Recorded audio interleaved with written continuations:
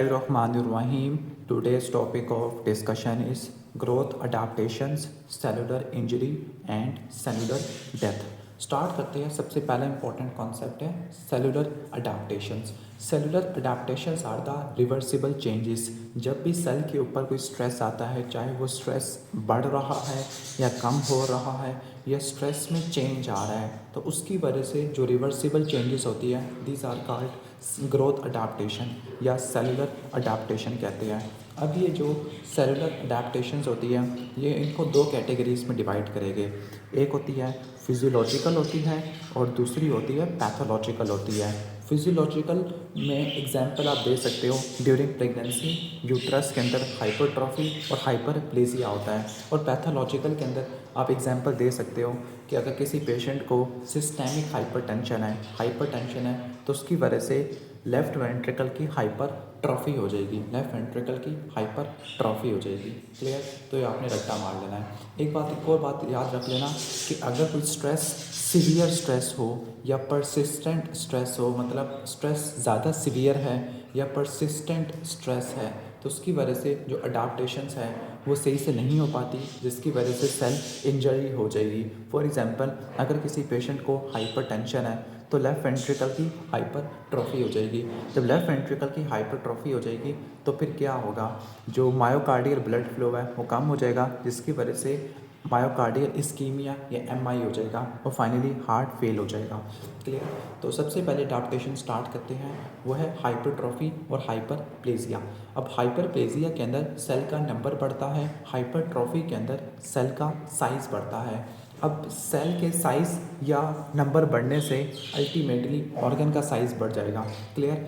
तो ये दो मैकेनिज़्म है जिनकी वजह से ऑर्गन का साइज़ बढ़ जाता है। अगर साइज़ बढ़ रहा है सेल का, दिस इज़ कॉल्ड हाइपरट्रॉफी, और अगर सेल का नंबर बढ़ रहा है, दिस इज़ कॉल्ड हाइपरप्लेजिया। एक बात याद रख लेना कि ऐसे सेल्स जो डिवाइड नहीं कर सकते वो हाइपरट्रॉफी ही अडाप्ट करेंगे। ऐसे सेल्स जो डिवाइड कर सकते हैं, जिनके पास स्टेम सेल्स हैं, उनमें हाइपरप्लेजिया होगा। और कुछ ऐसे टिश्यूज़ हैं जिनमें हाइपरट्रॉफी और हाइपरप्लेजिया दोनों एट अ टाइम देखने को मिलता होता है, वो मैं आपको सारा बताता हूँ। तो हाइपरट्रॉफी क्या होती है? हाइपरट्रॉफी का मतलब होता है कि सेल का साइज़ बढ़ गया है, increase in the size of the cell. और सेल का साइज़ कैसे बढ़ता है? सेल के अंदर दो ही चीज़ें होती हैं, एक तो प्रोटीन्स होती है, दूसरी ऑर्गेनेलीज होती है। प्रोटीन को बनाने के लिए जीन को एक्टिवेट करना पड़ता है और दूसरा ऑर्गेनेलीज की प्रोडक्शन करवाओ। तो अगर कोई आपसे पूछे हाइपरट्रॉफी का मैकेनिज़्म क्या है, स्ट्रक्चरल प्रोटीन का ज़्यादा होना और ऑर्गेनेलीज का ज़्यादा होना। दूसरे नंबर पे पढ़ते हैं हाइपरप्लेजिया। हाइपरप्लेजिया के अंदर सेल का नंबर बढ़ जाता होता है। ठीक हो गया? अब सेल का नंबर क्यों बढ़ जाता है? क्योंकि सेल्स के पास स्टेम सेल्स है या ऐसे सेल हैं जो कि अपने आप को डिवाइड कर सकते हैं, मतलब उनके पास लेबाइल या स्टेबल सेल्स मौजूद है। सही हो गया? तो ये आपने रट्टा मार लेना है। और हाइपरप्लेजिया का मैकेनिज़्म क्या है? जो पहले से मौजूद सेल्स है या स्टेम सेल है, वो प्रोलिफरेट करके सेल के नंबर को बढ़ा देते होते हैं। कुछ ऐसे टिश्यूज़ होते हैं जिनमें हाइपरट्रॉफी हाइपरप्लेजिया दोनों होता है। अब इसकी दो ही एग्जांपल रट्टा मारनी है, uterus during pregnancy and breast during lactation. ठीक हो गया? आपने ऐसे रट्टा मार लेना है। फिर मैंने बताया था कि जो सेल्स होते हैं वो तीन कैटेगरीज के होते हैं, कुछ परमानेंट सेल्स होते हैं, कुछ लेबाइल सेल होते हैं, कुछ स्टेबल सेल होते हैं। जो परमानेंट टिश्यूज़ होते हैं उनमें जो सेल्स होते हैं वो डिवाइड नहीं कर सकते।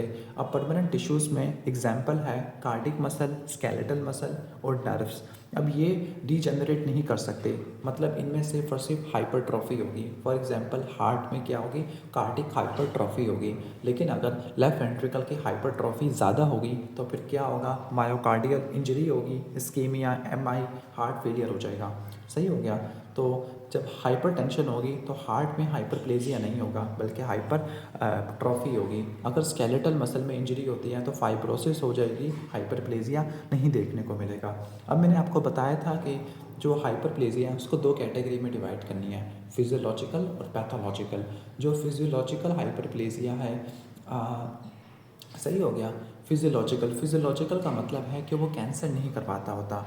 अब फिजियोलॉजिकल हाइपरप्लेजिया में आप यूट्रस के एग्जांपल दे सकते हैं, ब्रेस्ट के एग्जांपल दे सकते हैं, लेकिन जो पैथोलॉजिकल हाइपरप्लेजिया है उसमें एग्जांपल है एंडोमेट्रियल हाइपरप्लेजिया। अगर ईस्ट्रोजन का एक्सपोजर ज़्यादा होगा तो एंडोमेट्रियल हाइपरप्लेजिया होगा, increase gland to stroma ratio बढ़ जाएगी, जिसकी वजह से डिस्प्लेजिया होगा। डिस्प्लेजिया क्या होता है? डिसऑर्डर्ड सेल ग्रोथ, और डिस्प्लेजिया को ना ठीक किया तो वो कैंसर की तरफ चला जाएगा। अब कुछ एक्सेप्शन भी लिखी है। Benign prostatic hyperplasia does not increase the risk of cancer, मतलब ये प्री मैलिग्नेंट नहीं होता। लेकिन जो endometrial hyperplasia, this is the pre malignant. Next is atrophy. अब एट्रफी में क्या होता है? एट्रफी में जब स्ट्रेस को कम करते हैं, देखो हाइपरप्लेजिया में क्या था? आप स्ट्रेस बढ़ा रहे थे। एट्रफी में क्या है कि आप स्ट्रेस को कम कर रहे हैं। जब स्ट्रेस को कम कर रहे हैं तो सेल का साइज भी कम होगा, सेल का नंबर भी कम होगा, और उसकी वजह से अल्टीमेटली टिश्यू का या ऑर्गन का साइज कम हो जाएगा।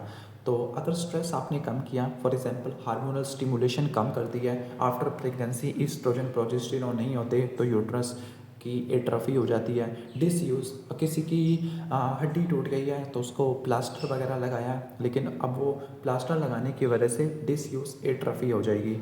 या फिर डिक्रीज न्यूट्रिएंट और blood supply to the tissues, तो उसकी वजह से क्या होगा? ऑर्गन्स का या टिश्यू का साइज़ कम हो जाएगा। क्यों कम होगा? सेल का साइज़ कम हो जाएगा और सेल का नंबर भी कम हो जाएगा। ठीक हो गया? मतलब एट्रफी के अंदर सेल का साइज़ और नंबर दोनों कम होता है, अल्टीमेटली टिश्यू और ऑर्गन का साइज़ कम हो जाता है। अब सेल का नंबर कैसे कम होगा? सेल का नंबर ऐसे कम होगा एपोप्टोसिस के जरिए। किस मैकेनिज्म के जरिए? एपोप्टोसिस के जरिए। Apoptosis is a programmed cell death. लेकिन जो सेल का साइज है वो कैसे कम होगा? सेल का साइज कम होगा यूबिक्विटिन प्रोटियासोम मैकेनिज्म के जरिए। कौन सा मैकेनिज्म है? यूबिक्विटिन प्रोटियासोम पाथवे।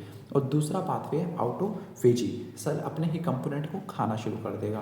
क्लियर? दो मैकेनिज्म है। या फिर प्रोटीन की सिंथेसिस कम हो जाएगी। तो तीन मैकेनिज्म है, या तो साइटोस्केलेटल डिग्रेडेशन होगी, साइटोस्केलेटन को तोड़ना है तो दो ही मैकेनिज्म है, यूबिक्विटिन प्रोटियासोम पाथवे और ऑटोफेजी, या प्रोटीन के सिंथेसिस कम हो जाएगी। अब जो यूबिक्विटिन प्रोटियासोम पाथवे है, ये वो पाथवे है जिसके अंदर जो साइटोस्केलेटन के अंदर इंटरमीडिएट फिलामेंट्स होते हैं जो सेल को सपोर्ट प्रोवाइड करते हैं, अटैचमेंट प्रोवाइड्स करते हैं।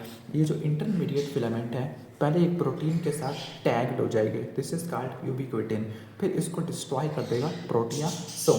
तो ये आपने याद रख लेना है।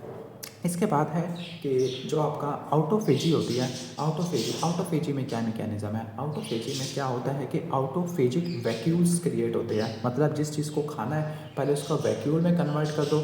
जब वैक्यूल में कन्वर्ट होगा फिर ये वैक्यूल लाइसोसोम के साथ फ्यूज़ होगा, this is called phago lysosome, और फिर लाइसोसोम के हाइड्रोलिटिक एंजाइम्स सेल को डिस्ट्रॉय कर देंगे।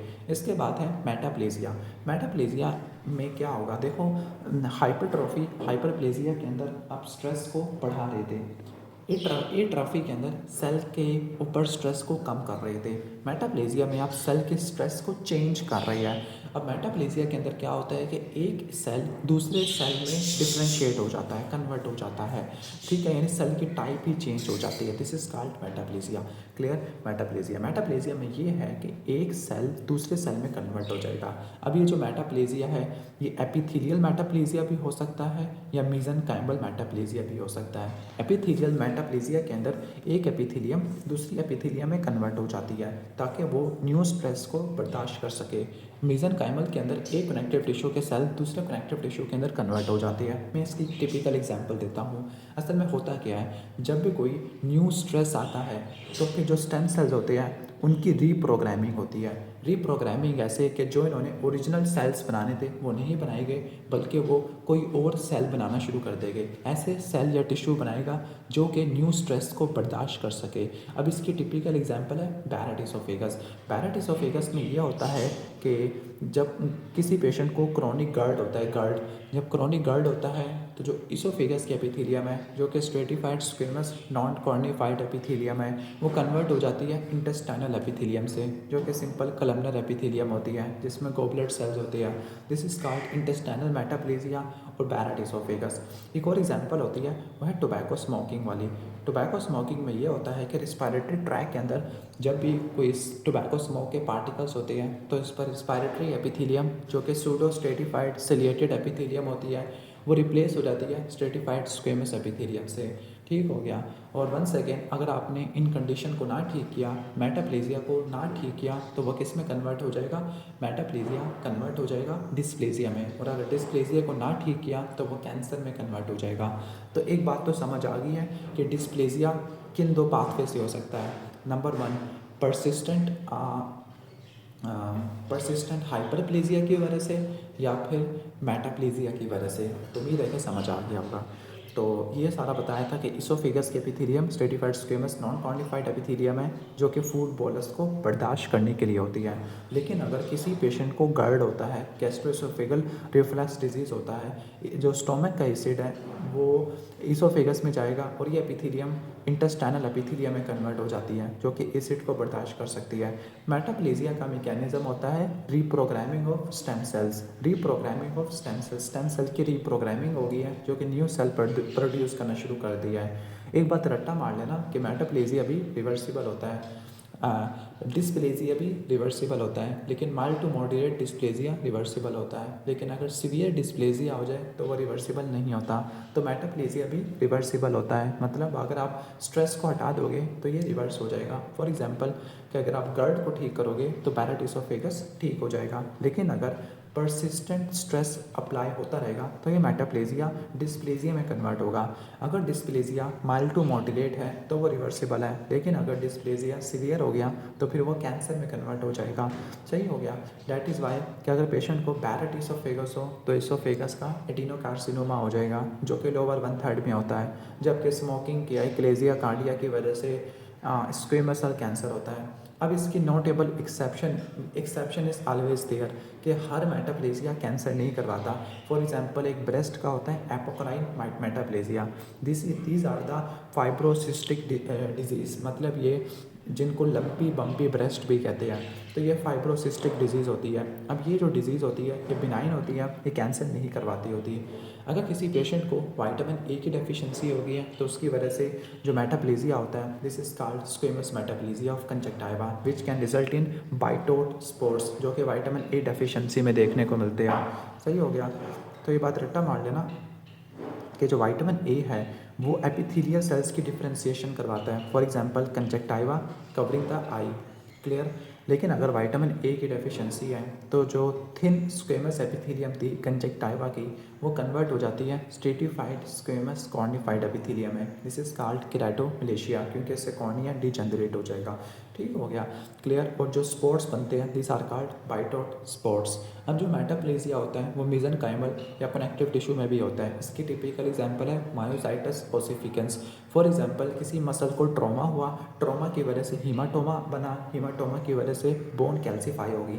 तो एक बात रट्टा मार लेना कि मायोसाइटस ओसिफिकेंस में मसल्स के अंदर बोन बन जाती होती है after the trauma due to calcification of haematoma. Next is dysplasia. Dysplasia is a disordered cell growth, cell की ग्रोथ डिसऑर्डर्ड हो चुकी है and this is a precancerous condition. ये क्या है? प्री कैंसरस कंडीशन है। ठीक हो गया। मतलब इसमें प्रोलिफरेशन होती है प्री कैंसरस सेल्स की, क्लियर। फॉर एग्जाम्पल इसके टिपिकल एग्जाम्पल है सर्वाइकल इंट्राएपिथेलियल न्यूप्लेजिया। तो ये डिस्प्लेजिया होता है और अगर आपने इसको ना ठीक किया, इसको सिन कहते हैं, सिन या स्क्वेमस इंट्राएपिथेलियल लीजन या सिल बोलते हैं। अगर आपने इसको ना ठीक किया तो ये कैंसर में कन्वर्ट हो जाएगा। ठीक हो गया। तो एक बात रट्टा मार देना। अब एक बात याद रख लेना कि ये दो ही मैकेनिज्म से राइज करता है डिस्प्लेजिया। अगर किसी पेशेंट को लॉन्ग स्टैंडिंग पैथोलॉजिकल हाइपरप्लेजिया है, फॉर एग्जांपल एंडोमेट्रियल हाइपरप्लेजिया है, वो डिस्प्लेजिया में कन्वर्ट हो जाएगा। या फिर पेशेंट को मेटाप्लेजिया है जस्ट लाइक बैरेट इसोफेगस, तो उसको डिस्प्लेजिया हो जाएगा। ये दो पाथवे हैं और डिस्प्लेजिया रिवर्सिबल है लेकिन सिर्फ माइल्ड और मॉडरेट। लेकिन अगर सीवियर डिस्प्लेजिया हो गया दिस इज़ नॉट रिवर्सिबल।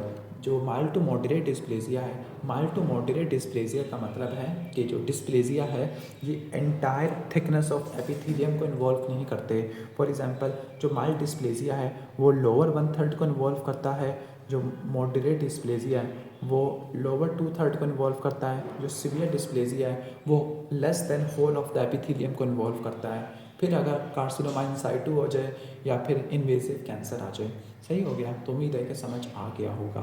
अब इन सेल्स में क्या होता है, डिस्प्लेजिया वाले सेल्स में आपने रट्टा मारना है कि क्या क्या चीज़ें आपको देखने को मिलती है। नंबर 1, आपको डिस्प्लेजिया में पिलियोमॉर्फिज्म देखने को मिलता है। पिलियोमॉर्फिज्म का मतलब है कि जो सेल का साइज़ है और सेल की शेप है वो चेंज होना शुरू हो गई है, उनकी यूनिफॉर्मिटी ख़त्म हो गई है। Number 2, loss of tissue orientation, कि एक एपिकल सरफेस होती है, एक बेसोलैटरल सरफेस होती है, उसकी ओरिएंटेशन ख़त्म हो गई है। नंबर 3, आपने रट्टा मारना है न्यूक्लियर चेंजेस, और न्यूक्लियर चेंजेस में दो चीज़ें रट्टा मारनी है। न्यूक्लियस के अंदर न्यूक्लियर टू साइटोप्लाज्मिक रेशो बढ़ जाती है, मतलब न्यूक्लियस बढ़ गया है, और अगला क्रोमेटिन क्लम्प हो गया है। तो 4 चीज़ें आपने कभी नहीं भूलनी, वो क्या है, pleomorphism, loss of tissue orientation, increase nuclear to cytoplasmic ratio and clump chromatin. उम्मीद है कि समझ आ गया होगा। Next is aplasia. एप्लेजिया नाम से लग रहा है एप्लेजिया मतलब नहीं है। एप्लेजिया के अंदर जो सेल प्रोडक्शन फेल हो गया है and it occurs during embryogenesis. For example unilateral renal agenesis, कि एक साइड की किडनी ही नहीं बनी। फिर अगर सेल बना ही नहीं, दिस इज कॉल्ड एप्लेजिया। लेकिन अगर सेल की प्रोडक्शन कम हो गई है ड्यूरिंग एम्ब्रियोजेनेसिस, जिसकी वजह से ऑर्गन बना है लेकिन उसका साइज कम हो गया है, तो it is hypoplasia. For example Turner syndrome के अंदर ओवरी स्ट्रीक होती है। अगर पेशेंट को ओलिगोहाइड्रोमनियास हो जाए, जिसकी वजह से होता है पोर्टर सीक्वेंस, तो उसकी वजह से क्या होता है, उसकी वजह से पल्मोनरी हाइपोप्लेजिया होता है। इस डायग्राम में देख सकते हो, ये लेफ्ट वेंट्रिकल की हाइपरट्रॉफी है and this is a Barrett oesophagus, जिसमें आपको कलमनर इंटेस्टाइनल मेटाप्लेजिया देखने को मिल रहा है। सही हो गया।